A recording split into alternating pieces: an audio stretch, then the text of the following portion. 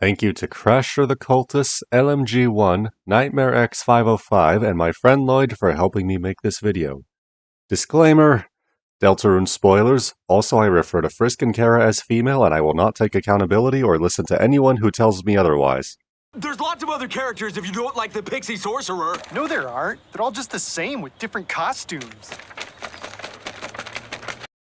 Hello everyone. I hate this video. At the time I uploaded the video, it really seemed like the update was going to be nothing more than a bunch of improvements to the custom character designer with an unfinished game mode, which to me kind of sucked since that didn't seem like much after a year. Then a few months later, Wallone finished Genocide mode, reworked my favorite secret, added a ton of skins, and now that the update's actually out, I'm so tempted to just delete the first 4 minutes of that video and change the title. Or maybe Wallone saw that video and decided to finish Genocide mode before releasing the update, I don't know. Either way, the update was so massive that 1.6.1 doesn't exist, as we jump straight into the next major patch. Anyways, Bonetale 1.7 is finally here, and I cannot tell you how excited I was for this. Because 2.5 out of 3 features I've been waiting for are finally here.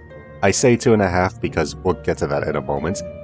Now before you go into the comments and ask me a question, please watch until the end of the video, okay? I'll be answering a bunch of questions at the end that you probably have. So, to start off, I'll talk about all the new cosmetics. First things first, as soon as you go into the credits, there's... me. Yeah, it's me. Wallone, if you're watching this, thank you ever so much. You can finally play as the stupid broken vessel with binoculars and drink coffee. You can fight as me or against me if you want. You can also play as Yumi, which is a commemorative skin to honor my friend Kat and our evil duo on League, except Belveth has been delayed, so I only have 3 skins right now.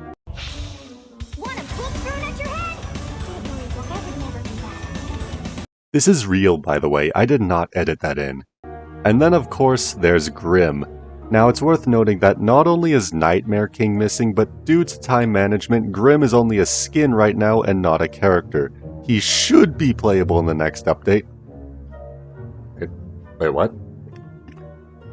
Oh, sorry, no. The actual reason Grim isn't playable right now is because Wallone struggled on his boss fight and made a rant post. Look, I don't know how to tell you this, but you can't trash on Grim and then ask people how they feel about him, only for them to give a negative reaction to him because they're agreeing with your previous post. I don't know a single person who hates Grim, and if you're watching this video and you didn't want Grim to be in Bonetale, yon losers! Lo, medieval ale on mine forehead! Now you might be wondering, why did I ask for Grim from Hollow Knight? Well, if my channel profile image doesn't make it obvious, I like Hollow Knight. Okay, I'm done rambling, back to the video. If you want a better look at all of these skins and their features, Crasher the Cultist made a video on that, so I recommend you watch it because I'm more or less skimming through these, as I'd rather not spend 20 minutes just talking about skins. One thing worth noting is that the user below me also has a purple box outline implying one of their skins will be a playable character.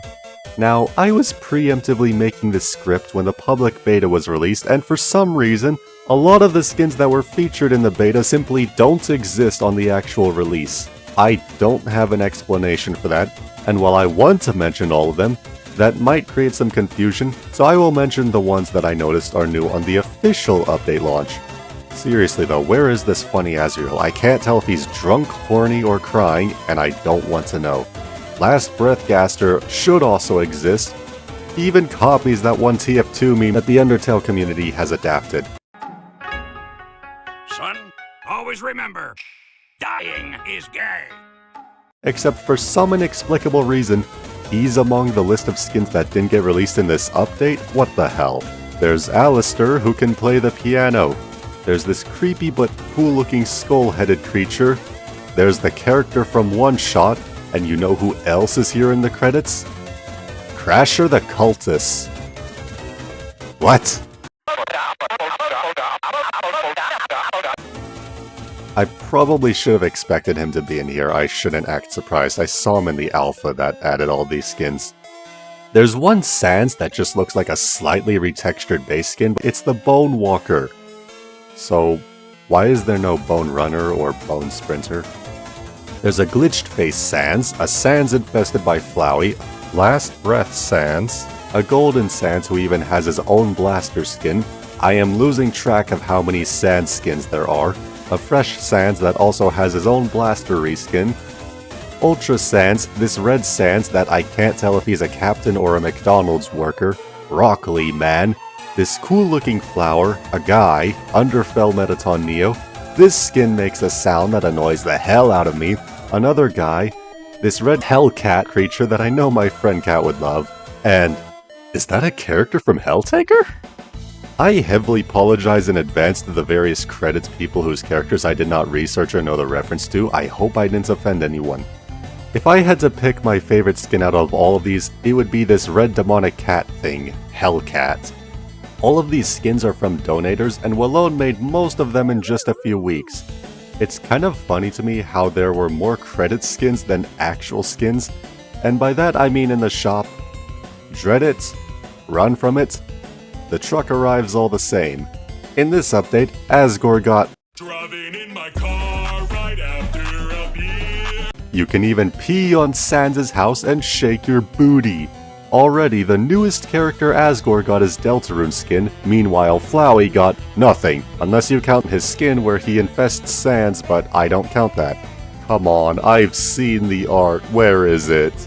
Also, please note that at the time I am writing this, the unlock conditions don't show. On top of the Asgore skin, there's also... Hey, Every, it's me, Spampton G. Spampton, with a low price of the most reasonable price of $0.00. You can skin equipped as me and Bones Unassociated. Hey! Okay, thank you, Spampton. Now back Where's to... my pay? You never said anything about me paying you to do this bit. I will personally do a backflip on your pile of dust if you don't. Accompanying the Deltarune skins are also the beautiful, extremely detailed Deltarune maps, that being Hometown, Rousey's Castle,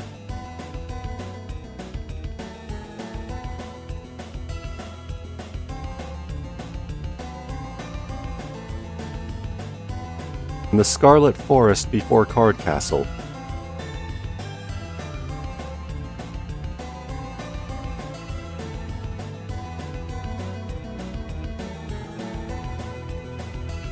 I find it funny how even in the trailer, Wallone peed on Sans' house. Even I did that. There's also a desk skin, which is marked as a mystery skin in the Deltarune section of the shop. The classic skins from the oldest versions of Bonetale are available. 1-for-1 Undertale art, Old Frisk, Old Sans, Old Hall of Judgment, Old Blaster, Old Bones. It's really cool. And last but not least, we got all the new enemies from Genocide mode added as skins, that being Napstablook, the K9 unit,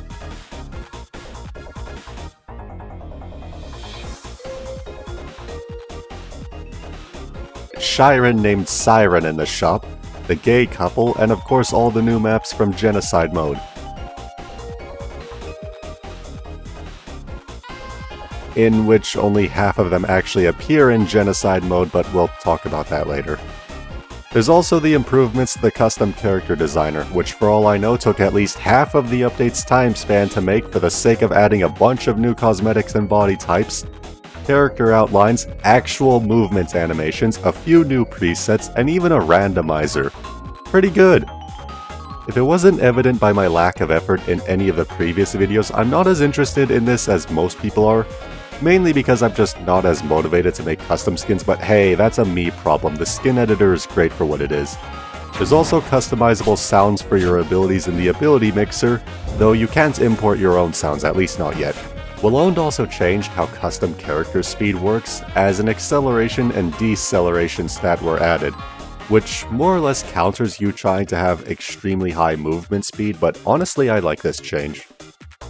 Lastly, before I can talk about the biggest attraction and main feature of this update known as Genocide mode, I do have to address Sans, specifically a change that was made since the second review video I made. as well as a bunch of buffs he received in this update. Earlier, Sans was changed so that Bad Time mode no longer summons a giant Gaster Blaster, but instead creates a circle of spammable smaller ones. However, the giant Gaster Blaster wasn't removed either, just charging up the normal one makes it large.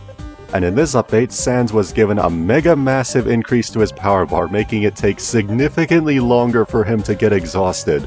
On top of that, he no longer has a limit of 15 stored bones, spam them all you want. This definitely helps Sans a lot, and the buffs are very welcome. Though it's not worth me replaying the entire campaign over, let alone do I think this fixes his core design issues, but hey, it's a big improvement and will definitely help get dunked on, you Megalomania. Yon loser! Lo, medieval ale on mine forehead! And now for the big moment you've all been waiting for, and the part of the update that I was excited for in the first place. Genocide mode. Just hit play and... oh, come on, look at that big scary knife. So, before I actually do my character runs, let me just walk you through the scenery and the enemies themselves, which means I turn off the edited video music so you can actually listen to the background. You start off in the first location of Undertale with the screen slowly brightening, and there's nothing that happens here, no Flowey or anything, just ambience. Definitely a creepy start no matter who you're playing. Entering the ruins, you actually get to hear a modified version of the ruins theme shortly before fighting the dummy, who does absolutely nothing and is just a damage sponge. After defeating the dummy, you enter another room and fight Napstablook instead, who doesn't actually do anything until you hit him. All he does is slowly move towards you while crying, which is really only dangerous to Frisk since everyone else is ranged. When his HP drops to 0, well, he's already dead, he's a ghost, so he just kind of slowly flies away, which is funny. One thing worth noting is that after every room, your health and energy gets reset, meaning you don't have to worry about nearly dying to one enemy right before fighting another. You'll be at maximum capacity at the start of every new room. After that, you enter Toriel's house, and she's the first actually difficult enemy. She runs at you in an attempt to slash you with fire, all while fire sporadically falls from the ceiling. More often than not, I see fireballs sliding across the very bottom of the screen, so just stay in the middle and you'll be fine. She does dodge better and move faster when she is on low health, so be mindful there. What makes Toriel difficult is not her attack pattern, because while you might catch a stray hit since these are mostly easy to predict and dodge, Toriel herself is just really tanky, so good luck reaching her massive health pool. A nice touch is that every boss has corresponding music, while the more minor enemies just play a variation of enemy approaching. If you successfully take down Toriel, the stairway opens up and you can enter the first area of Snowdin. You won't encounter Papyrus or Sans, but honestly that doesn't take away from anything. The atmosphere is relaxing, especially with the modified Snowdin Forest music. Even though the music should be slower and disturbing like it is in the base game, it's kind of nice having relaxing music, especially with a snowy background. Crossing into the next room, you meet Doggo.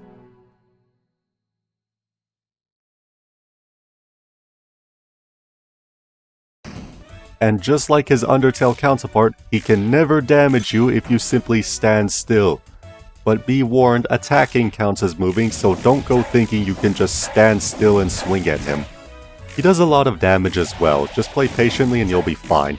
After that, you meet Dogamy and Doggeressa, who do the silly run around and sniff on you with the funny music before they fight you.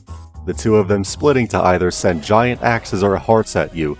The giant axes can be tricky to avoid, but otherwise this fight is fine. After that, you go into the room full of snow puffs, where the greater dog emerges, where he will bark at you and send spears that alternate colors. A lot of these attacks used by the enemies mirror the ones they use in Undertale, which I really like.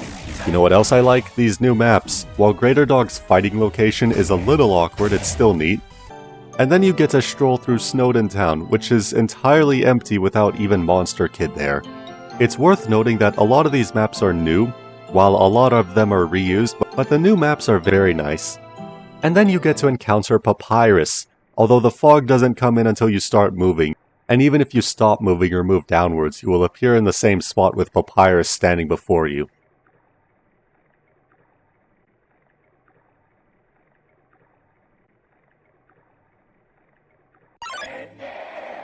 Papyrus will send some blue bones at you before blue souling you, and admittedly moving like this is a little weird.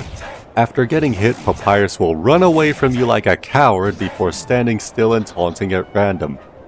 You will constantly summon bones, and sometimes it can be a little brutal, other times it's comically easy. Like Toriel, Papyrus has a high health pool, so you have to simultaneously find windows to attack him while dodging his endless waves of bones. The lower his health is, the faster he runs. Entering Waterfall, there's more beautiful scenery and music, and I was hoping for Undyne to stalk the bushes, but oh well, maybe that'll be implemented in the future. Although maybe it's better that it doesn't happen, and I'll get to that in a bit. Following that, you get stopped by Undyne, who unleashes an endless rain of spears upon you while the screen keeps scrolling. It ramps up in speed and the number of spears that spawn, then alternates to a straight line of spears going downwards, and thanks to Crasher the Cultist, I cannot unsee the radiance from this. It then goes back to the rain of spears, but faster, and after getting far enough you can escape her into the dark rounded room with bright waters, which is just an ambient room with no danger. Following that, you get to fight Chiron, who sporadically shoots out notes, firing more and more the lower her health is. And once again, Crasher the Cultist has got another image stuck in my head. After that, you have the dark room, but you get a beautiful view of the castle in the background. And sometimes it's nice to just sit here for a moment, despite the timer on the top of the screen makes me want to rush through this. After that,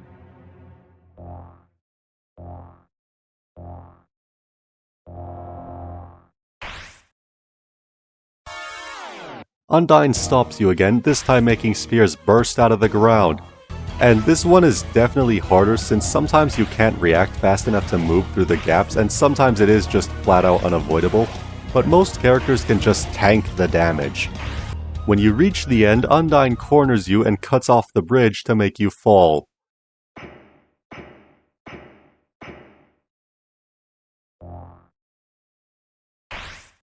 Also, fun fact about this and the last Undyne chase sequence, if you use teleport, your character briefly blinks across the screen but is forced back where it is scrolling to, but this can be used to end the chase sequence early.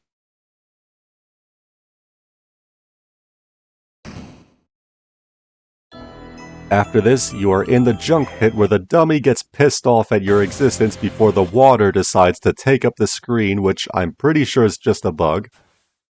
But then he becomes the mad dummy and summons a bunch of dummies on the edges of your screen to either shoot at you or fly across the screen. If you're playing Frisk, you can't even hit the mad dummy, but if you're playing as anyone else, the mad dummy doesn't actually take damage from your attacks, so no matter who you're playing as, you fight it the same way as you would in Undertale. The trick is own guys into hitting him, which is easier said than done. After losing enough patience, because yes, this guy has patience and not health, he makes angry noises before he swaps his dummy minions out for drones to shoot homing missiles at you. And these can be annoying to dodge, but sometimes he summons the regular dummies even after firing them. Should you make him run out of patience, he fires everyone.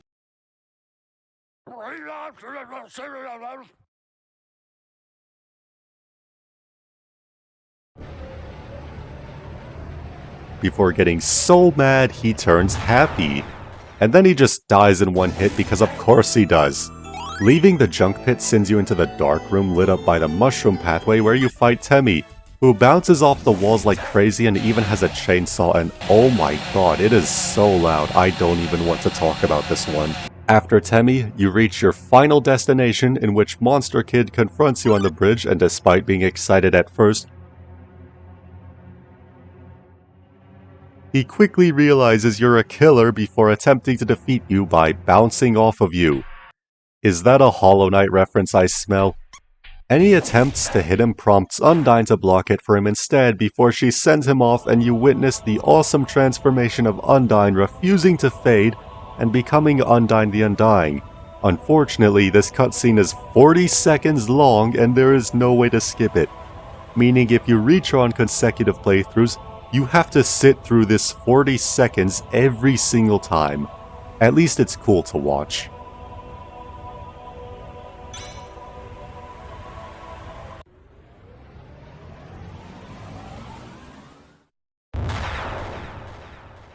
Undyne the Undying is absolutely brutal. She has a mega massive health pool and some of the most difficult to avoid attacks.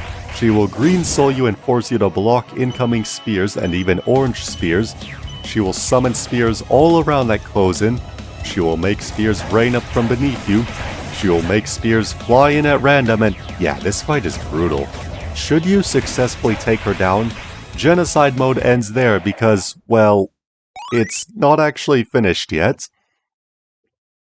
The unlocks you get correspond to how far you've gotten, and by that I mean thank you game for not telling me how to unlock almost anything new in the update. Genocide mode gives you a really generous amount of XP even if you lose. This may single-handedly be the best way to farm XP. Should you die in Genocide mode, you go all the way back to the start. This is the Pantheon of Hallownest all over again. Now, going into this, I had my concerns. If you watch the trailer, not only does it only go up to Undyne, but it was very clearly catered towards Frisk. Frisk is the only playable character featured in the trailer, so I was worried that most other characters would be impossible to beat the mode with. Thankfully, that's not the case. Well, sort of. For the sake of this video, I decided to limit my attempts for each character to 10 and using endless bad time and 0 cooldown if I fail all 10 of them. My main justification towards this is that I figured some balance changes may need to be done, and also it's only halfway done. While the rest of the maps and characters do exist, they don't have attacks and just use Frisk code, hence why the game cuts out after Undyne. While I wanted to start off with Frisk, and even had something in my script about how Chara's not the genocider, I ended up doing Sans first and everyone else, and also LMG1 DM'd me to give me his impossible Chara skin, so thank you LMG1. So despite this mode being targeted at Frisk, I will be saving them for last. Prior to the public beta, Sans was a glass cannon. You got hit, you died, it doesn't matter. And contrary to what you may think, dodging and bad time mode could not be used to negate the damage of an attack. Fortunately, Wallone accounted for this and gave Sans quote-unquote health. It's more like the number of attacks he's allowed to dodge before death, but it is still health. It's not like multiplayer Sans who dies if he's exhausted of energy but uses energy to dodge attacks otherwise. I actually ended up playing Sans first before Frisk just because I wanted ranged safety gameplay as a warm-up, but I ended up doing his attempts and everyone else before Frisk. On my first attempt, it started out the way every run starts out, where you just throw whatever damaging attack you have at the dummy until it dies. You used to be able to just walk out of the room, or rather any room without needing to finish the fight, but Wallone made sure you have to kill every enemy before you can leave the room. After quote-unquote waking up the ghost, I initially assumed he would dodge my attacks, so I wasn't spamming bones and blasters to the brim. I also wasn't used to Sans having a massively increased energy capacity. Toriel is shockingly good at dodging both large blasters and the circle of blasters, and seeing as to how those weren't working, I immediately resorted to spamming the room with slightly charged bones. For reference, bones normally despawn, but holding them down for just a moment to make them slightly bigger allows them to bounce off walls. But blue bones bounce more. I quickly learned that the raining fire seems to be centered around Toriel rather than directed at you, so ideally you want to keep a distance from her. She was honestly pretty challenging, but granted it was my first attempt. I managed to beat her before moving on to Snowden. Hello, conveniently human-shaped lamp. Dogamy was a joke. I preemptively spawned in some blue bones and he died pretty fast. I didn't even realize it with Toriel, but Sans's bones have massively increased damage in this mode, which is fair, though they heavily outshine blasters in damage for that matter. Dogamy and Doggeressa were basically the same. I have completely screwed over their giant axes by just teleporting past them. Greater Dog seems to have a better sense of dodging and even hugged the bottom of the screen to avoid the bones while barking at me to keep me moving, but even he didn't last long against the stronger bones and blaster spam. Brother against brother. Betrayal.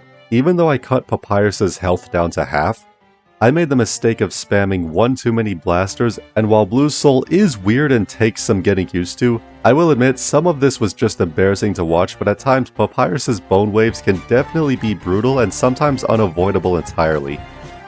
I kept using blasters, which was the wrong call as he was running away from them off screen and laughing at me. I ended up exhausting myself from blaster spam, and then I died.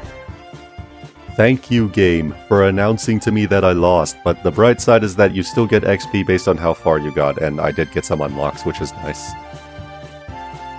For a first attempt at the mode itself, I don't think it was too bad, but then I decided to just cave into the Undertale community and equip Dust Sans because haha, Sans commits genocide, thinking if he gets stronger while the human doesn't, then he'll beat them. I guarantee you nearly everyone thought of doing this when this mode was announced. And then a few days after I recorded this, LMG1 uploaded this video because of course he did. I had the concern that I might get exhausted in a lot of fights, so I went into the shop to buy one item that I thought was useless. Fried snow! I automatically started improving and used bones more on Napstablook, but I didn't realize that he doesn't try dodging, so I could have made it go faster.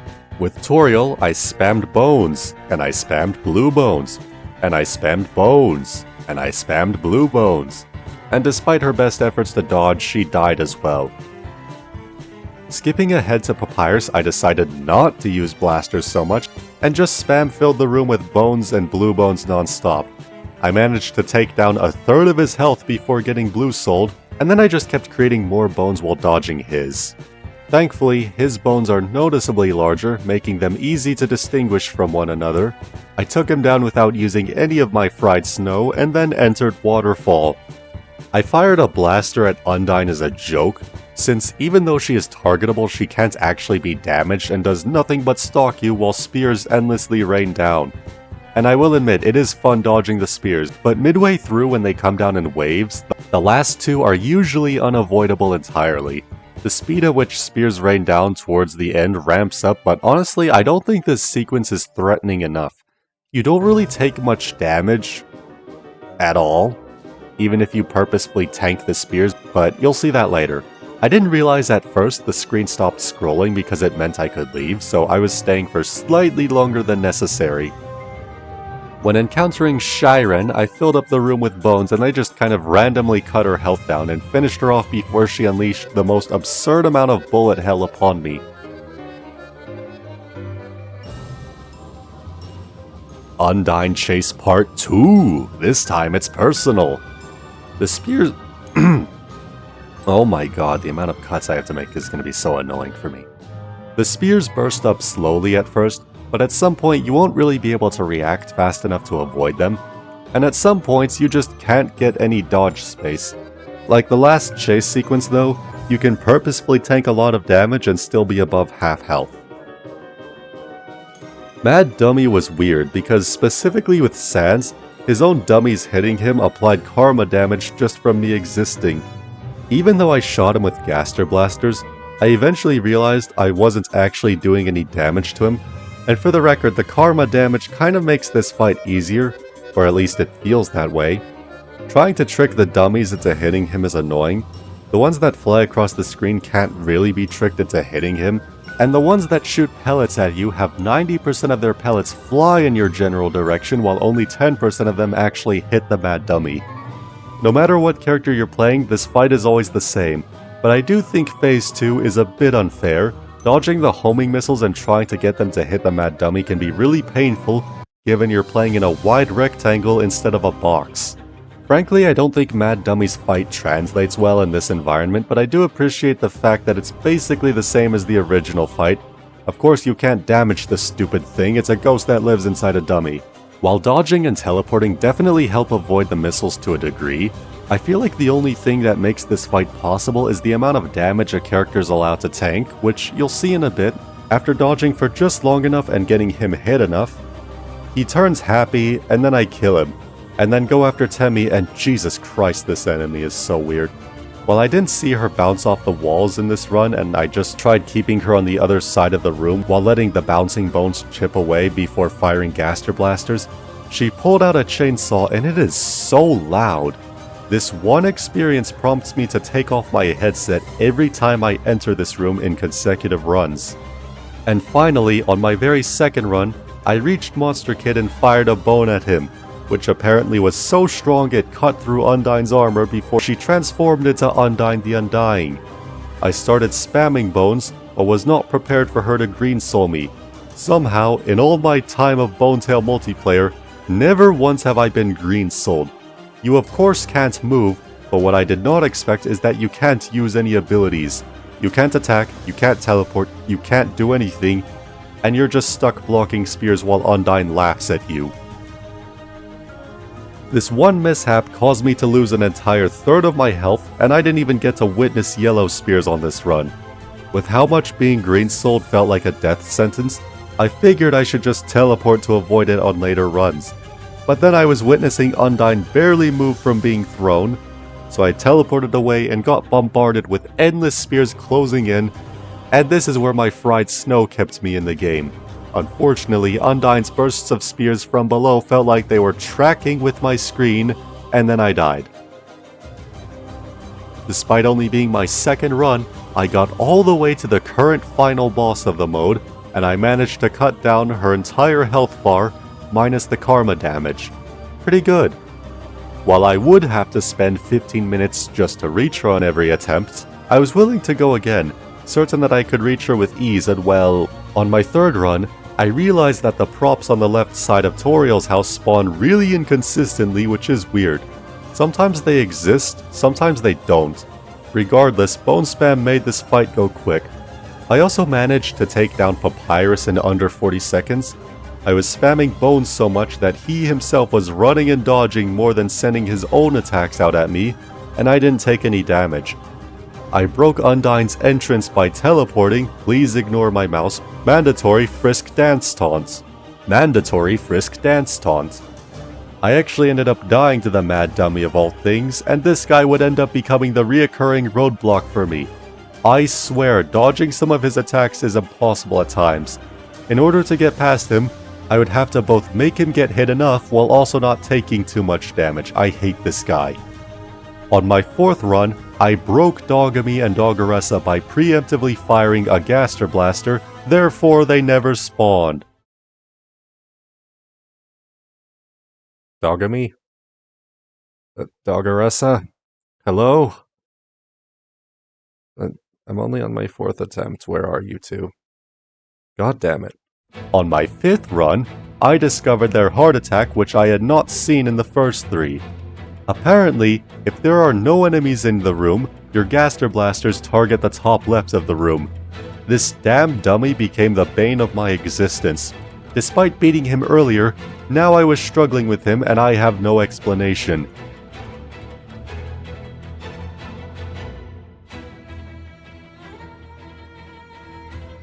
I learned to use dodges when the dummies fly in from the side, but it wasn't until my 7th attempt that I learned that the time stop actually makes this fight so much easier. The homing missiles just stop homing, which honestly makes it easier minus them flying out fast. Turns out that was all I needed to get past the guy. Unfortunately, Undyne the Undying only made herself more difficult by extending the time I was green souled to throw yellow spears at me. And let me say for the record, while I respect this being difficult like the original fight, I do think it suffers from the same issues as Mad Dummy, where I don't think this really works in a giant rectangle, as opposed to a box where you at least have a full screen view to see the spears coming from every edge of the screen as opposed to them spawning a few feet away from you. The arena being a rectangle also makes it harder to dodge circling spears as well, and they may as well be unavoidable if you're on the bridge. And solely because of me getting unlucky enough to witness these attacks, I somehow made even less progress compared to my initial attempt on her. My third go at Undyne was strange. I kept throwing her to the other side of the room thinking she wouldn't green soul me, and either keeping her on the other side of the room stopped her from trying the attack, or she just decided not to. Even though I think getting green souled is the worst thing, apparently these spears that come up from the bottom of the screen do a lot of damage. A lot of damage. And then I lost all of my health to spears closing in on me that I could not dodge because I was on the bridge.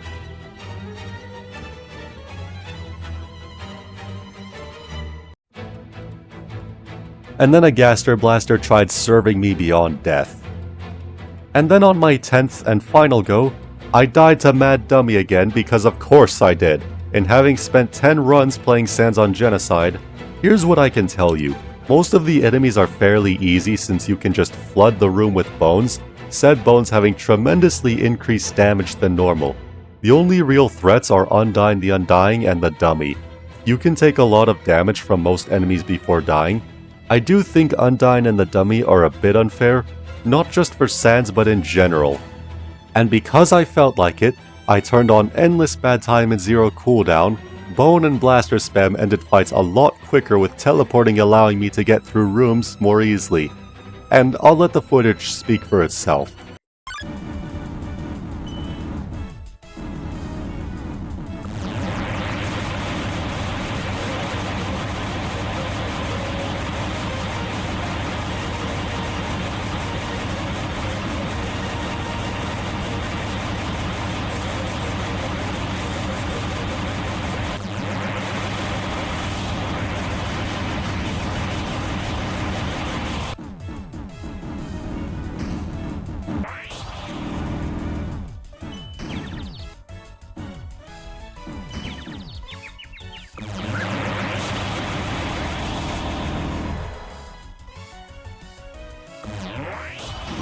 You wanna blue soul me, brother? I'll do it back to you. Dodge this!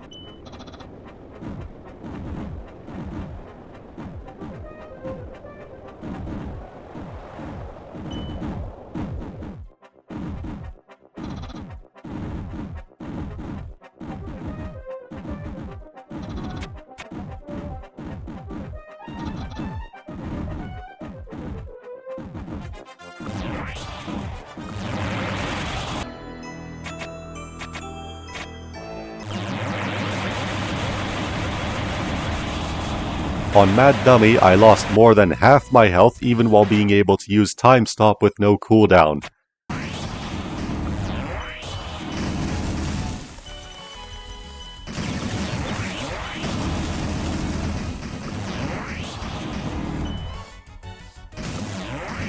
Undyne the Undying genuinely concerned me, because despite blue souling her and endlessly spamming blasters, I was actually worried she might be able to kill me, especially with how long it was taking for me to kill her with said blasters.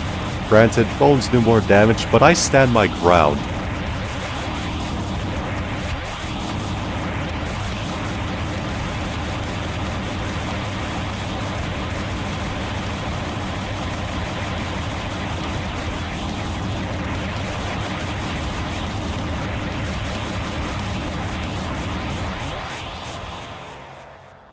Overall, my experience with Sans on this mode was pretty fun, though screw this stupid dummy and Undyne needs nerfs. I say this now, and LMG1 is going to release a guide of beating the campaign as every character. I deemed most of the characters impossible to beat the campaign with, and then he proved me wrong. That's right, I'm the Roaring Knight! Before anyone asks me where the skin is, it doesn't exist naturally. Go watch this video by Crasher the Cultist if you want to download it. And then LMG1 has a guide for importing custom skins, unless you're on mobile. Thank the both of you, by the way. I am the Roaring Knight, and I must spend an embarrassingly long moment slowly spamming bones, because I keep running out, and my blue bones don't do damage to the dummy. Napstablook was a lot easier to spam down with. While I didn't realize it at first, blue souling him isn't necessary since he doesn't dodge. Toriel, on the other hand, I made a big mistake at first. You see, the thing about blue soul is that it constantly drains Papyrus's energy, meaning if you left it on throughout the entire fight, you have roughly 2 minutes of ability casting before you're exhausted. On top of that, Toriel's Rain of Fire does the same thing in Undertale where a lot of fireballs just kind of sit at the bottom floor, which is pretty bad if you're trying to level yourself with Toriel to throw bones at her. As a result of doing that, I died. The solution is to just not use Blue Soul. Compared to Sans' bones, Toriel for some reason doesn't try dodging Papyrus's attacks until she is on low health. The easiest thing to do is to lay a spaghetti trap before sending out Cool Dude bones and unleashing your entire arsenal of bones. The only thing that prolongs the fight is Papyrus needing to recharge bones. Otherwise, it's not bad. It can get a little risky when she's on low health and you end up having to blue soul her to get the rest of the bones in more easily due to her dodging, but you end up taking a bit of damage yourself. All of this I learned just within my first 2 attempts, by the way. Once you're past tutorial, just wait for Dogami to run by you, then unleash all of your bones. Though spawning the cool dude bones in his face does not allow him to hit you despite repeatedly spawning an attack. Dogami and Doggeressa can be rushed down since they also don't try to dodge.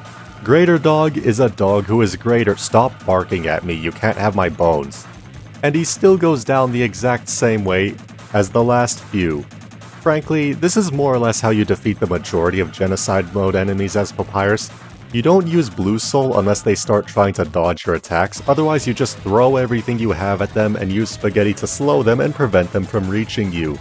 When I reached the Roaring Nights, it was kind of funny since we Blue Souled each other and took turns throwing bone waves at one another. Once again, the enemy bones are larger to make them distinguishable from yours. While the enemy does try to jump and dodge, you can hit everything if he eats spaghetti. Or just spam things and hope he eventually dies, whatever works. As long as you dodge more than him, you should be fine. My head is not very well hidden in these bushes, is it? Mandatory stare down with Undyne. After beating up Shiren, she tried using one of my own attacks against me. I'm not sure why I can't use that one right now, but it annoyed me to see her use it. So I made her have a spasm and then she died for no reason.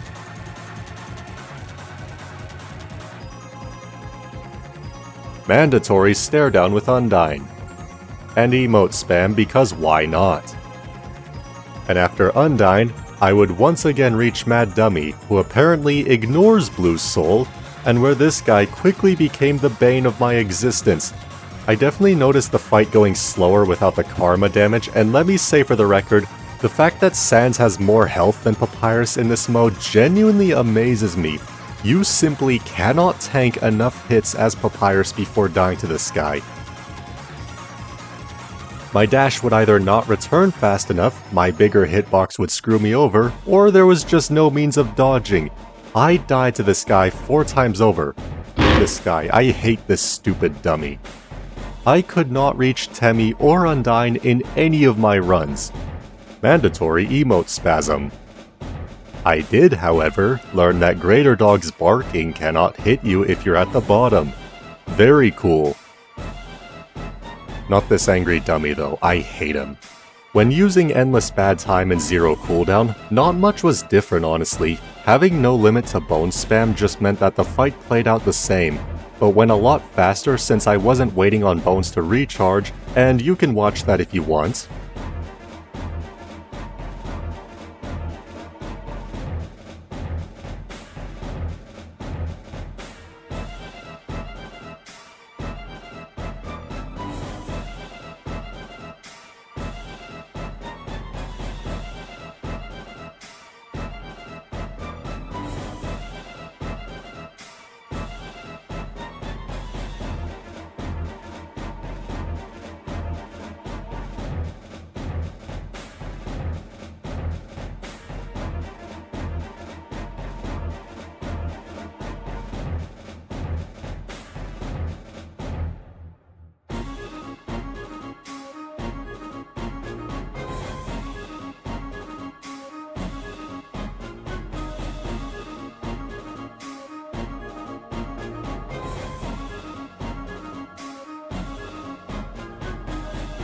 While messing around with speed midway through, apparently going too fast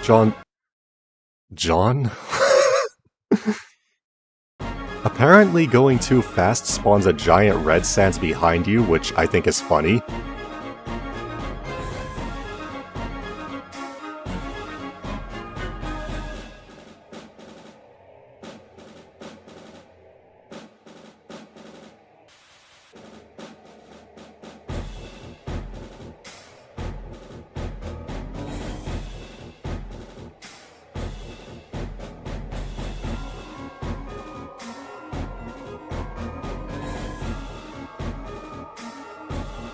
Unfortunately, even with cheats enabled, this doesn't fix the Mad Dummy roadblock since you can only win the fight by dodging for long enough. And Papyrus's dash can't really be spammed that much, let alone does it really help. Screw this dummy. Why do we need the Lighteners to fight the Knight? Just shove a ghost in a dummy and send it after the Knight. Problem solved.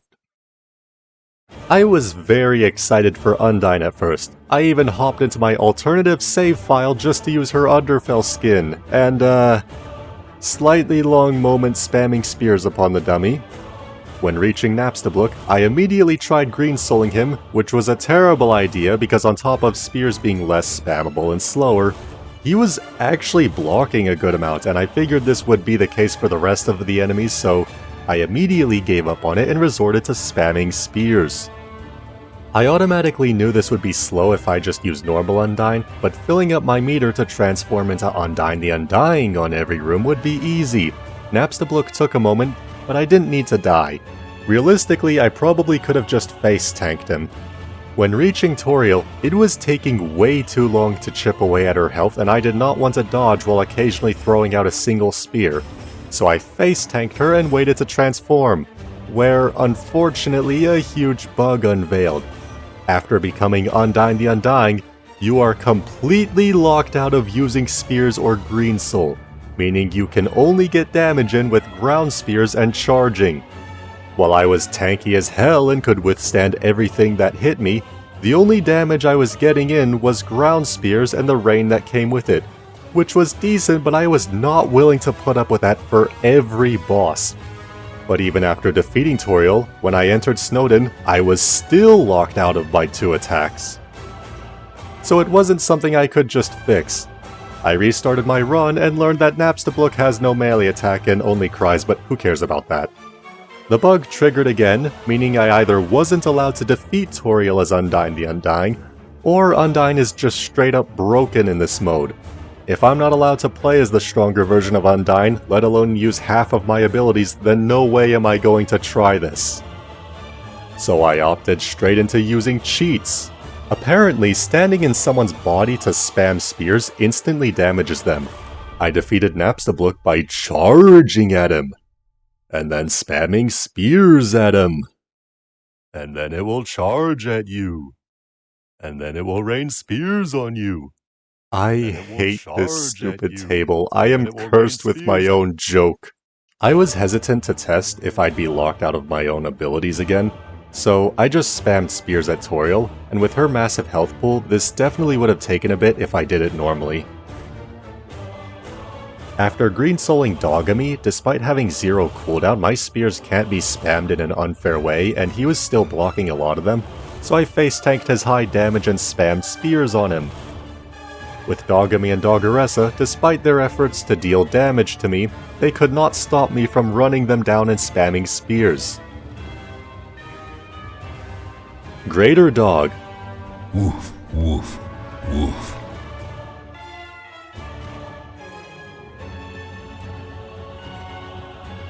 As long as Papyrus is green souled, he won't blue soul you, but apparently he radiates Chad energy because he doesn't even need to look in order to block, while also having his eyes closed and laughing at me. I eventually released him before chasing him at all times while spamming as many spears as possible.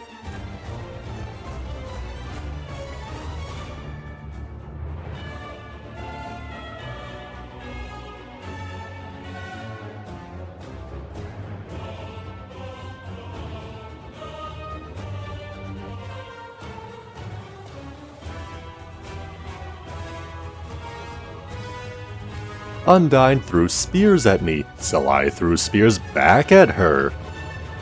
Even with cheats, I quickly learned not to underestimate the damage of the Roaring Shiren, as she actually did a lot of damage to me. Womandatory stare down with Undyne. Mad Dummy is such a cheater that he can actually move around while being green souled.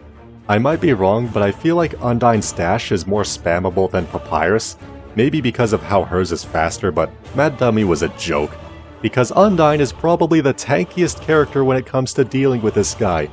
I didn't even lose a quarter of my health, and even if he somehow killed me, I would have just become even more tanky. I swear, this fight is entirely dependent on how many hits you can take. Screw trying to dodge these homing missiles. Despite only hitting me twice from bouncing off the walls, Temmie does a lot of damage. I'm not sure which is worse between her damaging my hearing with a chainsaw or destroying my health with collision damage Gmod physics. Apparently, Green Soul constitutes as a damaging attack because Undyne took the hit for it. I carelessly face-tanked Undyne's spears while spamming my own, but upon reviving, I actually did have access to using my abilities before cornering her and giving her a taste of her own medicine. While this cheated run raises some questions, it seems like cheats prevent Undyne's abilities from breaking, though I can't say for sure. It is kind of unfortunate that I couldn't actually play as Undyne here, but hey, I'm sure that'll be fixed soon. In all honesty, I think Undyne is fairly balanced for this mode and doesn't really need any adjustments, but take my words with a grain of salt because I couldn't actually play as her. I had no clue what to expect for Flowey. So far, Sans is the only character who has been adjusted for Genocide mode. The first thing I noticed was that when leaving a room while underground, Flowey entered the next room while underground, which was just a minor inconvenience really. And just by unleashing my full arsenal of 20 pellets on the dummy only to see him drop slightly below half HP, I was automatically concerned. Flowey's damage definitely hasn't changed at all, but I figured Flowey would be pretty strong otherwise. Ideally, you just throw out vines and unleash all of your pellets, before dodging and running and using your laugh to restore your energy and pellets. And I wasn't wrong, it's just, it was very time-consuming. I have a lack of things to say about this because the gameplay loop was the exact same all throughout. Vines, pellets, save, wait a bit, load back, repeat. It took me a good long moment to get through Napstablook. Meanwhile, Toriel took an entire 4 minutes.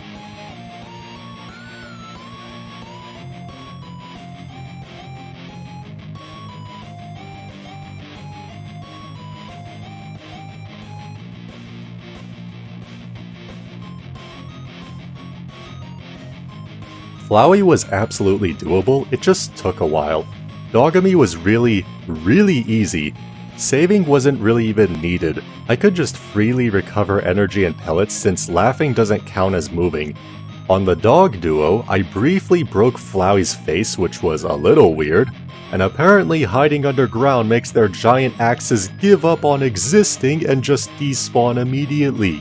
Either Flowey's hitbox is so small that the barking misses, or Greater Dog is just that bad at aiming because they just flew directly above me.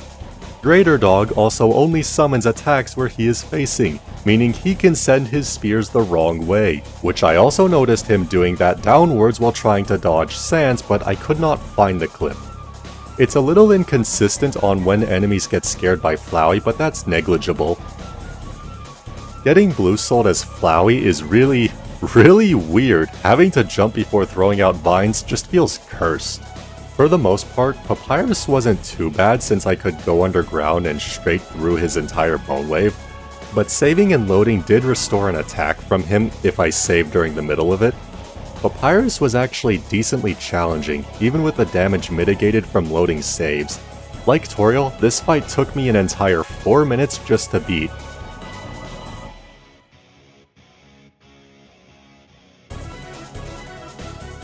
Undyne's first chase sequence was kind of funny. Not only was she already easy to dodge to begin with, but Flowey is immune to her spears while underground, meaning you can no-hit this entire segment, which I haven't been able to do until now. Shyren's bullet hell would be concerning. If it could hit me! I know a lot of people don't like Flowey and say his gameplay is monotonous, which is fair, I can see that, but I like him. I think he's fun. Undyne's second chase sequence was actually scary though. Hiding underground does not work for dodging her spears, which makes sense. You're trying to hide in the floor, and the spears are coming from the floor. Yeah, go figure. Flowey cannot revive from saves, he can only load back. So I had to keep loading to undo any damage I took, and this was actually the first time I came close to dying from Undyne as opposed to just carelessly face-tanking the damage. Thankfully, I made it out. While I said Time Stop makes Mad Dummy easier, that is true, but hiding underground is the ultimate anti-Mad Dummy ability. He can't do anything, he can't ever hit me, and when the homing missiles come in, The way they loop around after passing through you actually has a higher chance of hitting the dummy. The fight that annoys me most is made comically easy by playing as a flower who sits underwater. While Undyne is hard for the wrong reasons, Mad Dummy is hard for more frustrating reasons. Every time I encounter Temmie, I feel like my intelligence drops and I just get more baffled at what she can do. Also, Flowey cannot phase through these mushrooms. Apparently, Temmie can hit Flowey while he's underground, and once again, Temmie just does a lot of damage. I was concerned I might actually die here, but after one of my reloads, Temmie just completely broke and was stuck spinning in place for eternity, and I was not going to risk anything, so I just fired every pellet I had as they came up, and she eventually died. Upon reaching Undyne, she immediately green-souled me before I could get a single ability rotation off, and then that was it, I died. I couldn't do anything, I blocked as many spears as I could react to, and that was it. But as my first attempt on playing Flowey, that wasn't so bad, was it? I got all the way to the end. And then I checked the time. That took me nearly half an hour. Hell no am I doing that again. I like Flowey, I like playing Flowey, but Jesus Christ, he goes through this mode so slowly. He might be the slowest character you can beat this mode with. I am not going through the trouble of reaching Undyne again just to immediately die to being green-souled. Also give Flowey a skin, please. I almost forgot to do this, but Flowey's endless bad time and zero cooldown run felt similar to Papyrus in the sense that it was more or less the same gameplay, but made faster without an ammo restriction. Except, let me say for the record, hiding underground is pure evil. Absolutely nothing could damage me the entire run besides the second Undyne chase segment. And this entire run consisted of me moving up to an enemy while being untargetable, and killing my finger while spamming the Z key to summon pellets right on top of them and slowly kill them off. Also, stop using Toriel's stairway, just go into the right wall.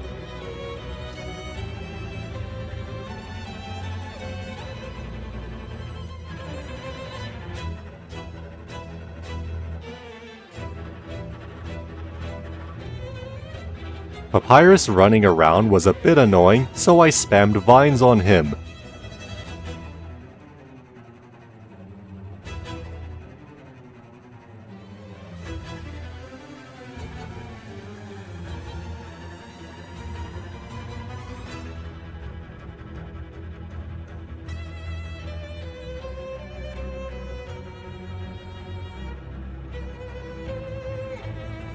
Mad Dummy took a good few minutes. It genuinely annoys me how you can hover close to him and 90% of the shots fired by the dummies won't even hit him. It's not even funny. I made sure not to let Temmie get anywhere near me, and Undyne thankfully never green-souled. None of her spears could hit me either, and watching how long it took me to kill her, even while she was permavined while I endlessly spammed pellets, yeah, I don't want to imagine trying to find windows to pop out of being underground just to laugh and get my energy back. Toriel and Papyrus took 4 minutes each, and on both of them I lost more than half of my health. I don't think Undyne the Undying is even possible on Flowey. Or maybe I just need to channel my inner LMG1, I don't know. But Undyne died, and I won! With cheats. Flowey might need a damage buff for this mode, otherwise he's fine. Nerf Undyne. Driving in my car right after a beer. When going into Genocide mode, I was under the assumption that the worst character would be between Flowey, Stalker, and Dead Guy. In the campaign, Asgore and Papyrus were the hardest, though I would argue that Dead Guy is worse, but this guy proved me wrong. What I didn't expect was for people to say that Asgore's the hardest character for Genocide mode. That just baffled me. At the time, I just assumed Asgore would theoretically be as strong as Undyne, that is, if Undyne wasn't bugged and broken. Asgore is fairly tanky, which helps a lot given his larger hitbox, and because a lot of enemies don't dodge, throwing out and hitting all of your abilities to get a super attack and reset your cooldowns wasn't that difficult. I started off by waking up a ghost with revving my car engine before turning him orange with slashes, which I didn't know was a thing. Then I unleashed all of my fire, and then he didn't die because he's already dead. However, Asgore is also bugged, but thankfully not as bad as Undyne. If you enter a room with your super attack charged up, you get locked out of attacking. Therefore, I had to restart and go into my second attempt. This also meant that I'd have to waste my super attack before leaving every room if I had one ready. Tori, I am drunk, and I don't like you. Wait, let me redo that. Tori, I am drunk, and I don't like you. So with Toriel, visual clarity goes out the window. Both of our fireballs look the exact same, meaning I can't tell who's belong to who, so sometimes I just get hit at random. And after charging up my first super attack, it basically kept chaining into landing all of my abilities and doing another super attack within seconds, and pretty quickly, Toriel died. And I barely lost a quarter of my health. Really good start for the first boss of the run. I consider Toriel, Papyrus, and Undyne to be the main bosses, while everyone else is more of an enemy encounter. Not the Mad Dummy though, I don't know what to consider him. Dogami uses blue attacks, therefore, I retaliate with orange attacks. And then his sword swinging animation broke because I threw a ton of fire at him. It's funny to think that a dog with a sword can't hit a giant motorized vehicle. I'm sure that's because blue attacks phase through things standing still and you can't feel them, but I'm just imagining him conveniently swinging the sword horizontally just an inch above the car. I got hit from almost everything by Dogami and Doggeressa, and I am very thankful Asgore is tanky. I haven't died to a normal enemy as anyone yet, and I would like to keep it that way. I don't know if this works against Frisk and Chara, but Asgore's trident freezing enemies in place genuinely baffles me. Look at Greater Dog just looking upwards and aiming his attack in the wrong direction entirely. Despite his best efforts, even he couldn't stop the Bergen truck car. Even though Papyrus runs around and dodges a lot, he was still getting hit by nearly every fireball I threw out, which, like Toriel, had the chain reaction of me continuously resetting my ability cooldowns after quickly filling up a super attack. And then he died. Hold on, let me pee into this waterfall real quick. And then I decided to be funny and traumatize Undyne.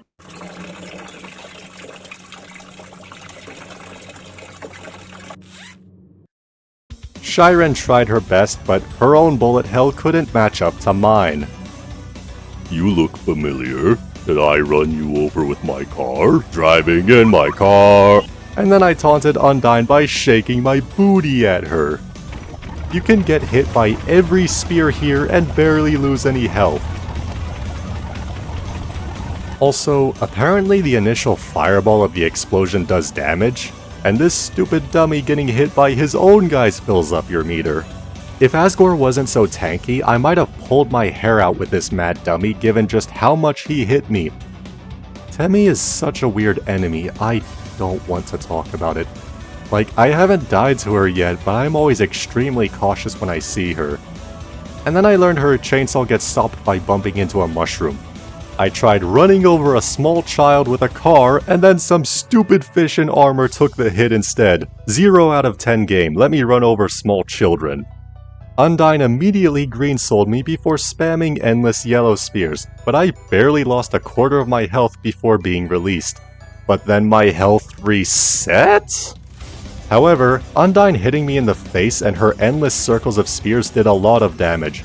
While you could say me getting hit a lot was due to Asgore's large hitbox, which I do question if it's actually larger or not, I did carelessly face tank the damage, but also, you can't really do anything to dodge the circling spears while you're on the bridge, if the spears are coming in horizontally. I overestimated my tankiness and got out DPS despite spamming everything I had. On my next attempt, after face tanking a lot of enemies and spamming X in their face and getting back to Undyne, booger. After getting back to Undyne, I unintentionally avoided the first green soul while using trident slashes, but even then I was still taking too much damage. Despite my best efforts to dodge, I felt as though some attacks were unavoidable. And after getting green sold, the visual clarity for orange spears was a little weird since the lighting was different by being so close to Hotland. Towards the end, it did feel like the spears were a little slower and my blocking got better, but then after Undyne released me, she hit me once more and I died immediately. I had already taken more damage before getting green sold, so now I wasn't even sure if avoiding it would change anything. I did one more attempt, and in all honesty, I was convinced that the only character who could beat Undyne was Frisk. It is worth noting that I only fought Undyne 3 times as Sans, and Nightmare X505 claims he has beaten Undyne as Sans, so maybe I just need to try more, I don't know. I didn't even get green sold, I threw out everything I had, she just wouldn't die. She summoned spears that closed in on me, and I tried my best dodging, but I just had no room for doing that. My experiences so far say that Undyne cannot be beaten naturally by most characters. I also got slightly extra XP for some reason. I turned on 0 cooldowns so I could still use normal abilities and not risk getting locked out of attacking. By the way, why does dashing give you power? Let me just say, it's kind of funny flooding the screen with rain of fire. Also, I got stuck on a table in Toriel's house. It kept happening to me, but my recording was always paused up until that point. The entire time, it's just so amusing spamming different abilities while in my mind I'm just saying, "Dodge this!" You can't, it's not possible. Asgore's fireball spam is so strong that I took down Papyrus before he could send any bone waves after blue souling me. And just to show you how tanky Asgore is, watch as I intentionally try to get hit by every possible spear during the first chase segment. Look at my health. Somehow, I took even less damage on the second chase, which is fair given it's harder to dodge there. Also, Chiron died fast. I bullet held the bullet heller. That doesn't make any sense. Also, I'm confused. Is Asgore healing when he resets his abilities? Very pretty fire pillar. I also didn't realize until this point that walking over the robots destroys them and damages you. Take 4 damage instead of 1, stupid glad dummy. Chainsaw broke. I would like to know how the hell Undyne blocks all of this for Monster Kid. Anyways, rematch. I unleashed as much bullet hell as I possibly could, and Undyne even gave up on green souling me, and somehow, her attacks meshed with mine and I stopped taking damage. Until I used dodge. And despite all of that, would you believe me if I told you I still died? Incredible game design, 10 out of 10, nerf Undyne. So, I'm currently sick and thought it would be funny to record the dark and edgy Sans with this voice. I have a question. Who the hell even is Stalker Sans? What AU is he from?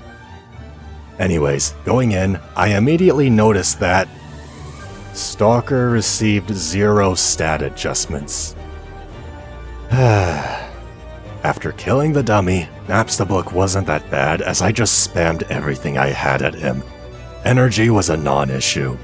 When encountering Toriel, I immediately learned blasters are a no since she will try dodging them, but conveniently ignores the bones, and this is it.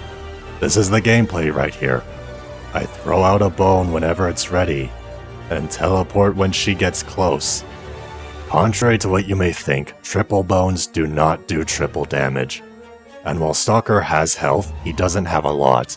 Toriel wasn't even reaching me, and chip damage from random fireballs was doing me in more than I was doing to her with my bones. And when she got low, she started dodging my attacks, and then I died and yeah, no, I'm not doing this. This would take way too long, and I don't even feel like using Endless Bad Time and 0 cooldown since this is just Sans with less abilities and faster energy recovery. You suck. You genuinely suck. I don't know what to do. Okay, and now onto the guy that just so happens to be dead, that being Dead Guy. There I was, holed up in this quarry. When Frisk came nosing around, he was getting closer. Closer! And? I threw a rock at him! It was a big rock. And automatically I noticed some changes, which I'm pretty sure I am the one responsible for, thanks Walloned. His dashes have a shorter cooldown, his counterattack has a longer cooldown, his power slowly restores after missing a counterattack. Apparently, sometimes he can still be hit during counterattack, but it does not block abilities. His damage sphere does not cost energy, and neither does his dash. Enemies are scared of his black hole, and okay. This guy didn't receive any stat adjustments either. Any damage this guy is capable of doing is mainly through bugs involving his clones. This guy is terrible. It took me a good long moment just to take down Napstablook.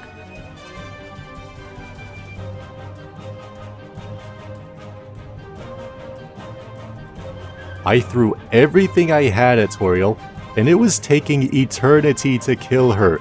Damage spheres suck so much. Clones are strong, but using all three exhausts you quickly. Counterattack is not as spammable, which again, I am the one responsible for that, but like, if you only have 4 damaging abilities, 2 of which do abysmal damage, what do you want me to do here exactly? Somehow, Dead Guy is even worse than Stalker, or so I believe. This guy is probably going to prove me wrong. This guy just annoys me so much, like he doesn't do anything! Who even is this character? What purpose does he serve? Why is he here? I mean no offense to whoever requested the creation of this character, but Dead Guy, I hate you, you stupid What was I saying again? Oh, right. I don't like Dead Guy. I don't feel like using cheats with him. Results so far have really concerned me. Sans is the only character with stat adjustments, and presumably he can beat Undyne. I just limited myself to 10 attempts. Papyrus gets roadblocked by Mad Dummy. Undyne theoretically works, but is bugged. Flowey is doable but slow, yet loses to Undyne. Asgore is perfectly fine, despite people telling me otherwise, though he cannot beat Undyne either. Stalker and Dead Guy are atrociously terrible for this mode, and that leaves the one character that this mode was intended for in the first place. Frisk. And let me say, playing ranged characters definitely feels easier at times, but now I had the privilege of heals and revives. Thank you to LMG1 for personally handing me the skin files for Impossible Chara.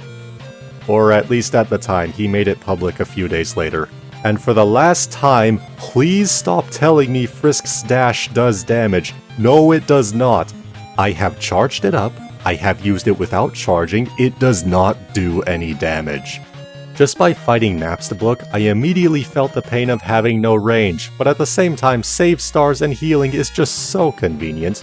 I took him down without transforming, although you can just face tank him. And when fighting Toriel, after filling up my meter and dying intentionally to turn into Chara, I immediately noticed something. And once again, I'm fairly certain I am the one responsible for this change. In my second 1.6 review video, I stated how I hated just sitting in a corner spamming ranged slashes. And Wallone must have agreed because now the ranged slash has a cooldown, so credit where credit is due. And in Genocide mode, there's something huge worth noting. While I kept complaining that you can't one-shot the enemy as Nightmare Chara, that's a half-truth. You can't one-shot the enemy Chara. Phase 3 Chara is still fully allowed to kill the enemies with infinite damage. Just that it only applies to enemies that aren't Chara, which meant I unnecessarily one-shot Toriel despite I could have finished her off as Phase 2 Chara. I just wanted to fulfill the deed and kill the empty feeling I once had. And I'll be honest, it feels great. Playing as Frisk in Genocide mode is really fun. Let me say for the record, Dogamy is the easiest enemy for literally any other character but Frisk. The only times I could safely hit without taking damage was if Dogamy was right up in my face and I slashed at the end of an attack, or if I perfectly timed hitting him as he slid by. I actually had to revive twice just to turn into Phase 1 Chara, but once I had a good feeling of when to strike while also having ranged slashes, he went down with ease. Despite Dogamy and Doggeressa attempting to summon giant axes on me, I simply dashed past them. I just kept hitting them until they died. I didn't even need to transform. While I'm fighting Greater Dog, here's a fun fact for you. Did you know that in the 1.7 alpha, Frisk was shadow nerfed? And while I don't know if this was an actual nerf or a bug, it didn't stay. But dying as Phase 3 Chara turned you back into Frisk, and then you were stuck as Frisk. Thank God that did not stay. And by the way, it feels so nice being able to destroy projectiles. The cooldown on the ranged slash is absolutely justified here. Papyrus was kind of annoying, yet I still beat him without transforming. It is so much easier just spamming ranged abilities at him. Actually, having to endlessly chase Papyrus down to hit him while dodging his abilities is just so annoying. Get back here and fight me, you coward! Pretty well designed though, if I'm being honest. Though half the time I keep getting confused and thinking my dash button is my jump button. Probably because of how much I played Silksong before this update came out. Like Flowey, Frisk is not extremely tanky, therefore I did actually have to watch out for the spears for once. But also, I did not get hit during the Radiance Barrage once, which is a first. Usually the last two waves are undodgeable, but not this time. Chiron was so annoying, she just non-stop runs away from you while spewing out notes. However, I quickly learned that you can just hug the bottom of the screen and she will never be able to hit you. Unfortunately, this meant that the only damage I was getting in was when she got cornered on one side of the room, and I died 3 times before transforming into Chara to finish the job. I also lost all of my heal items during that fight because I didn't die on my first save star. Also, I can't tell if this is a bug or a feature, but with both your slash and your dash, if you hold down the button, it counts as putting it on cooldown. So after activating it while it's held down, it will be ready again. While messing around with the view of the castle where I couldn't see my face, I accidentally spawned giant sands for a second. I don't have anything to really say for the second chase sequence. It was what it was. I don't know if it's bugged or not, but for some reason, you have infinite healing items during the Mad Dummy fight. And honestly, thank you, I hate this guy. Normally, I am concerned when fighting Temmie, but this mode being catered toward Frisk just makes so much more sense now. You can now play ping pong with Temmie as she bounces off the walls. That is great. This is the most fun I've had fighting Temmie. It all makes so much more sense now. And now it was time to finally get my revenge.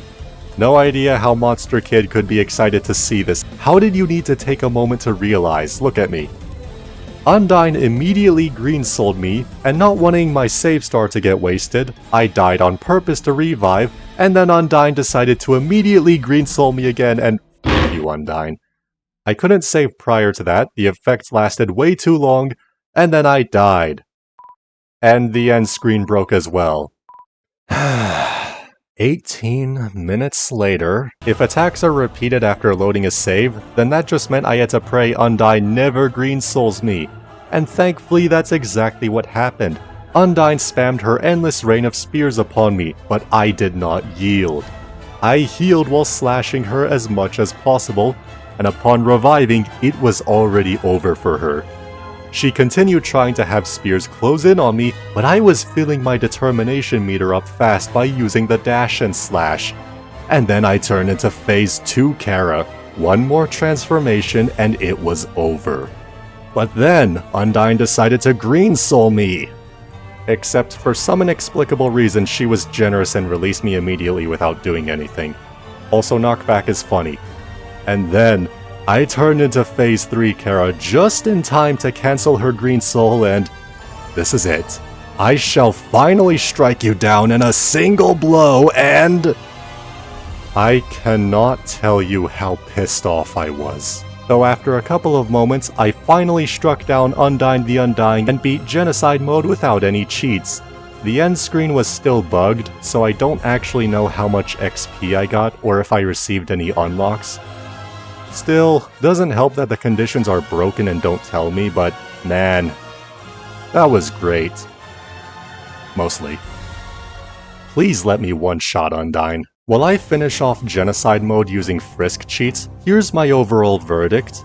I was sadly right that this mode was targeted at Frisk while other characters were merely an afterthought. I'm sure Sans is possible, and I assume Undyne could beat this mode, but as it currently stands, pretty much nobody but Frisk can. Asgore is actually pretty solid for this mode, but Undyne the Undying is just too much for him. Papyrus can't get past Mad Dummy. Flowey clears this mode way too slowly on top of probably having no way to defeat Undyne. Stalker and Dead Guy are so unbelievably terrible it baffles me. The fact that only Sans got changes for this mode and most of the other characters still hold up well, minus 2 bosses, is pretty good.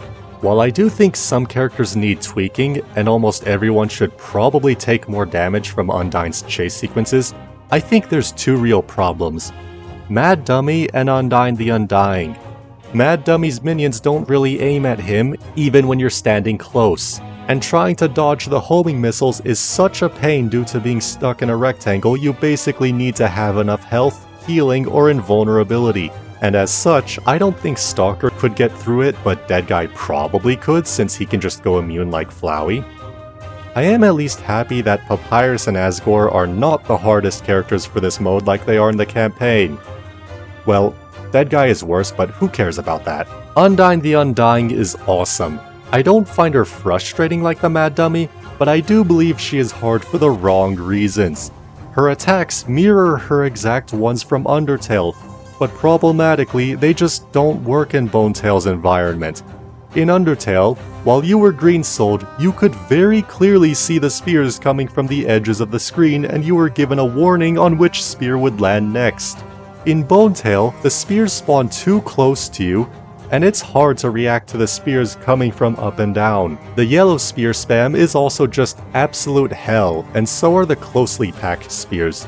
Getting green-souled wouldn't feel so atrocious if you weren't completely locked out of any kind of healing or dodge abilities. It's basically a death sentence if she keeps it up for too long and you get the worst patterns. On top of that, Undyne's spears, while you are able to move around, have a separate issue. The ones that come from the bottom sometimes feel like they track with your movements, while the spears that spawn all around you and close in have a big problem. In Undertale, you had a large box to move around in. With Bonetale, the map you fight on doesn't really allow for dodging if you're on the bridges, and even if you aren't, you don't really have enough wiggle room to move around in. In other words, Frisk's revives are the sole counter to all this excessive damage. Even tankiness isn't the solution. I'm honestly not sure how you'd fix Undyne without completely gutting her attacks, whether that be cutting the damage, lowering the speed and spawn rate, or just somehow making the map arena much larger, which would be weird. For what it's worth though, Genocide mode is an awesome addition to this game, and I am excited to see it finished. It can be frustrating to have to restart, but hey, you still get XP, and I went through the Pantheon of Hallownest, so I'm used to it. I just have limited patience with some characters, that's all. I'm also excited to try Grim and Disbelief Papyrus in this mode, whenever that is. And Gaster too. He was announced a while ago, but there's been no word on him whatsoever. And this would be where I end the mega massive Genocide segment, except there's one thing missing: the custom character. And while I didn't make a skin for this video, I had a different idea in mind. You pink-loving lunatic.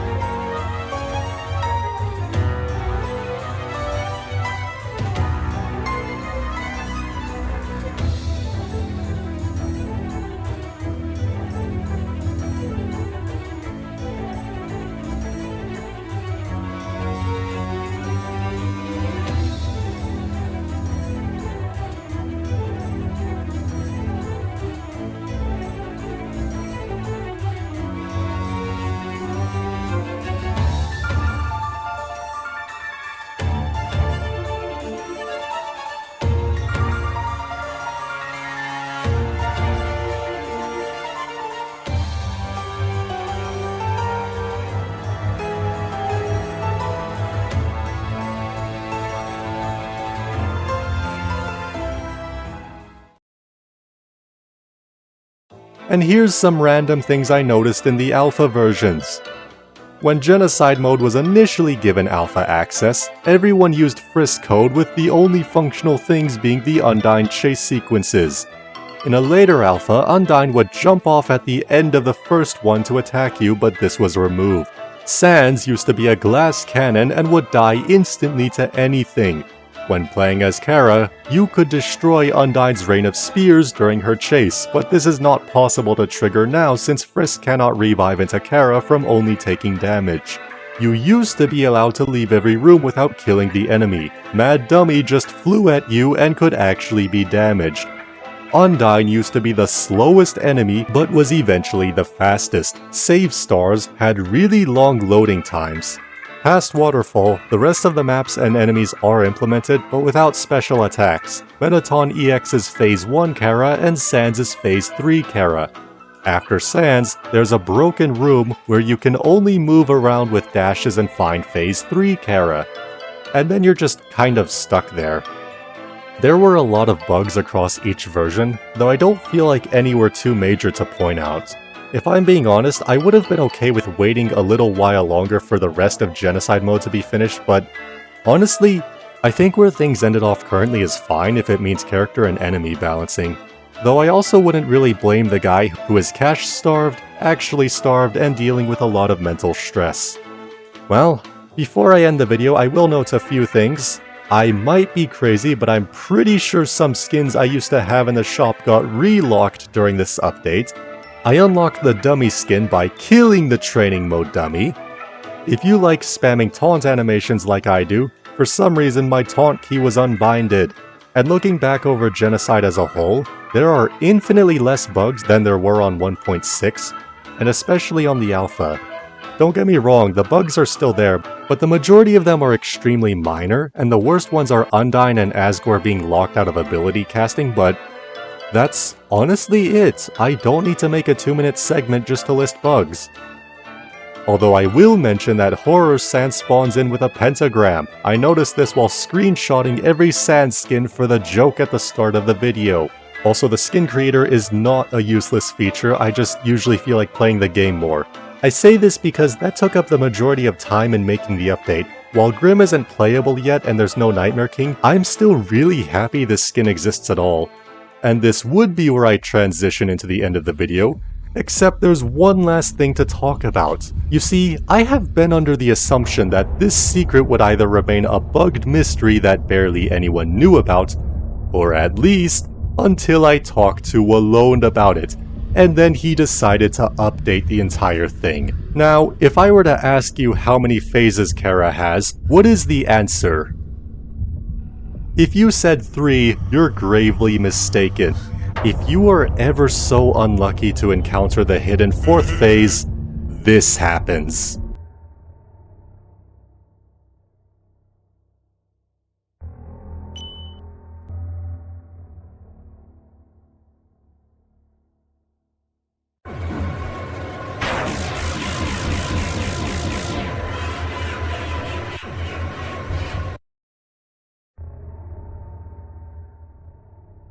This is the strongest entity in all of Bonetale.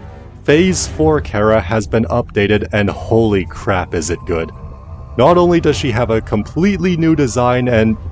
Can we please stop calling her Hate Chara now, okay? This isn't Glitchtail, she doesn't have the black skin or Infinity Stones. Also, don't mistake this for LMG1's Impossible Chara. On top of the new design, the icon works properly and so does the darkness. Dying to Phase 4 Chara prompts an entire kill screen, and I know you watched that video, you did that on purpose. Credit where credit is due. I question what the kill screen would look like if I used this instead.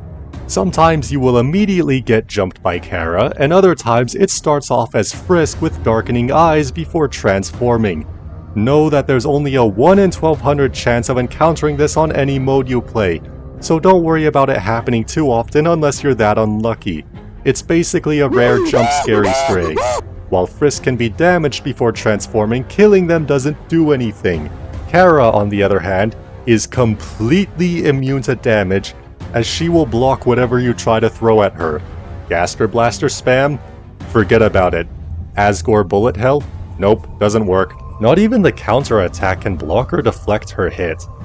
Now you might be thinking, oh, I know how to defeat her. No, you don't. No, you don't. Chara is entirely immune to stuns. Throws and Blue Soul do absolutely nothing. If you try teleporting, she will be right next to you when your screen unblinks. Have you ever heard of Time Stop getting shut off? Papyrus is less than useless against her. Undyne's Green Soul will not work even if you could land it, and even if you revive, Chara will make sure you stay dead.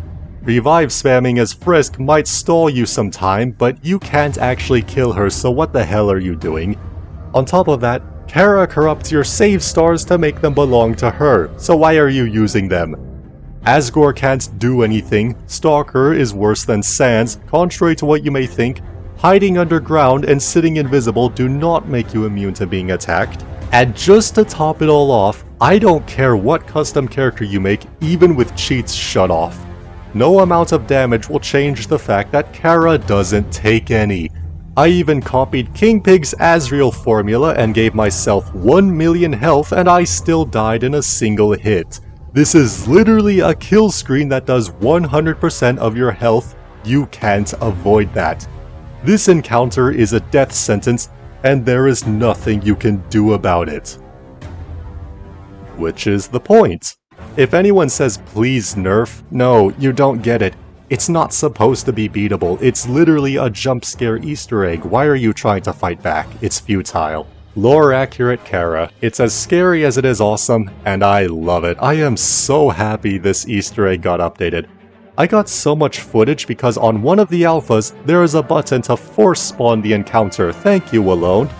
I've seen a lot more people claiming to have encountered it, which is awesome. The amount of detail put into it genuinely amazes me. I'm so happy. Now, I didn't test this, but apparently Phase 4 Chara will override your enemy's skin when spawning in.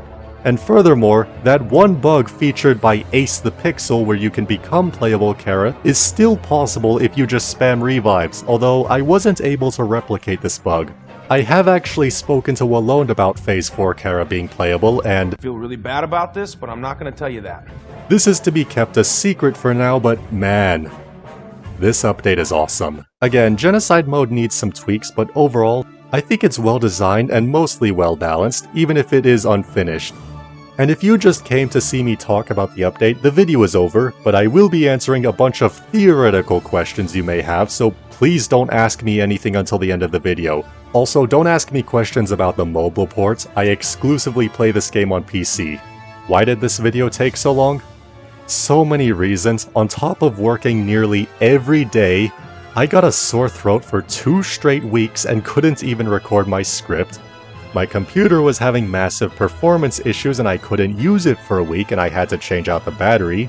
Silk Song, and I will not elaborate. But hey, better late than never.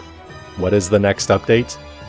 According to this one back and forth comment with Wallone, the return of old content along with custom enemies, multiplayer, and best of all, Disbelief Papyrus is confirmed to be returning. And this will be his 3rd iteration now. When he releases, I'll have a dedicated segment in the video to talk about his older versions. He did also tell me Grim would be in 1.7.1, which is the next update. Old content isn't very specific, so I can list a bunch of things that might be in. For some reason, Chara isn't a skin in the shop, controls are disabled and I don't even know why. Events, challenges, Underfell, and multiplayer are disabled. Menu backgrounds haven't been a thing for some time, but I actually talked to Wallone on that one. Cases have been unavailable for some time. Again, this is pure speculation on my part, but as of the time I am writing this, Wallone has actively made solid progress on making custom enemies. How to download Bonetale? On Reways games, it should be in the pin post, but that changes every now and then. You can always find the most updated version on GameJolt. If your computer tells you it's a virus, no, it is not. I have played this game for 5 or 6 years across so many different versions. Just go into your Windows threat protection history and say you want to keep the file. If you're on mobile, don't ask me for help because I'm a PC player. How do you get the Roaring Knight and Impossible Chara skins? They're custom skins made by Crash to the Cultists and LMG1 respectively. Watch their videos for the download links.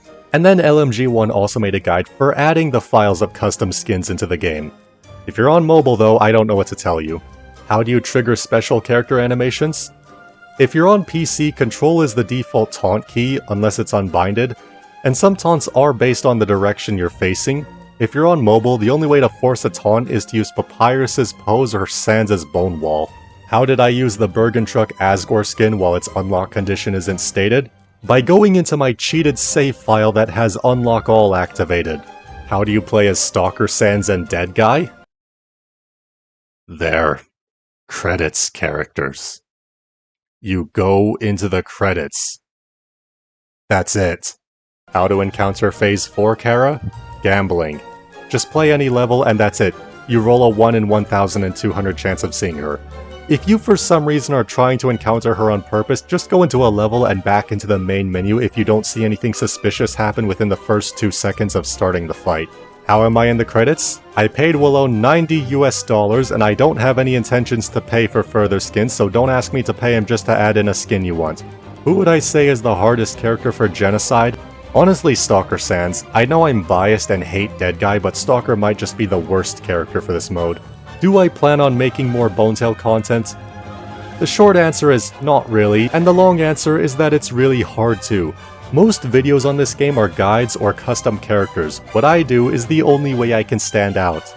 While I have a series planned for when multiplayer comes back, as long as this game keeps getting updated, I will always have some large discussion video to follow suit. When is the next update? No idea. That's every question likely to be asked, I think? So if I didn't answer your question here, then you can ask me in the comments. I just stated those here because I either keep getting asked the same questions and I am tired of it, or I want to avoid being asked questions that I feel like are obvious. I am a very grumpy and introverted person, so my apologies, but I love reading every comment and I have a Discord server. Also, if Wallone comments, I am automatically overriding the pin privilege of the stupid brick eater. That's about all I have to say. Again, sorry this video took so long. Thanks for watching, and also there's deleted scenes of this video in the description. Red Killer Sans and Horror Sans. The latter. They're practically the same. Like, oh my God. What's that one regular show clip where it's like if you don't like the pixie magician, there's other characters. No, there aren't. They're all the same with different costumes. They're all the same character with different costumes. AU stands. Yeah, basically. That's what AUs are. There's different costumes.